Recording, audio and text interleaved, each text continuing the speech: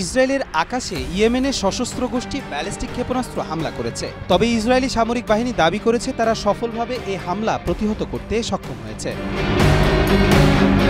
23 April ইসরায়েলের Haifa, ক্রায়াট ও গালিলি সাগরের পশ্চিমাঞ্চলে ক্ষেপণাস্ত্র সতর্কতা জারি করা হয়। পরে ইসরায়েলি প্রতিরক্ষা বাহিনী নিশ্চিত করে হামলায় কোনো হতাহতের ঘটনা ঘটেনি। আল জাজিরার প্রতিবেদনে বলা হয়েছে, গাজায় ইসরায়েলি আগ্রাসনের জেরে 2023 সালের অক্টোবর থেকে হুতিরা ইসরায়েলের বিরুদ্ধে হামলা চালিয়ে আসছে। তারা জানিয়েছে ফিলিস্তিনিদের সঙ্গে সংহতি প্রকাশ করতেই তারা এমন হামলা চালাচ্ছে।